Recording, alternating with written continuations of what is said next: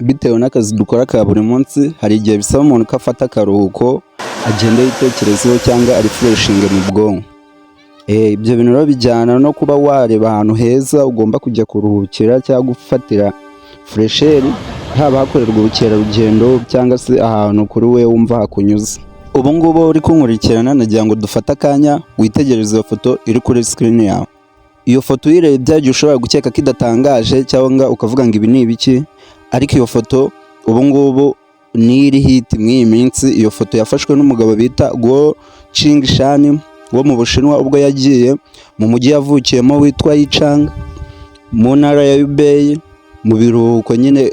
Uwo mugabo rero cyane ko yari ari mu kiruhuko yaje gutembera mu mujyi aho yavukiye, yagiye ku icyo kirwa. Agiye ku icyo kirwa yahatembere nyine afatirayo amafoto bisanzwe, byari ku munsi w'abakundanye, afata amafoto arangije aragenda. Nuko kuri tariki 25 z'ukwa kabiri 2025 yaje gupostinga amafoto yafotoye aho hantu.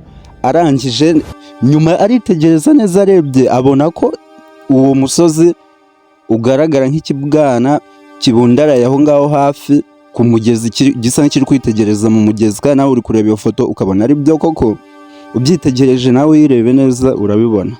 Abona ari nk'ikibwana kibundaraye ku mugezi. Ifoto rero niho yahereye ihitinga cyane, iba trend bikabije. Ubu ni iri kugenda ivugwaho cyane.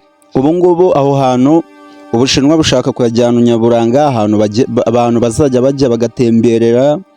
Abakerarugendo bino bisanzwe muri azwi ubukerarugendo bukorwa bakishyura bakagenda bakabireba live bakabifotoreza nk'uko mubiziyo mwatembereye biba bimeze mwagiye mu vacances.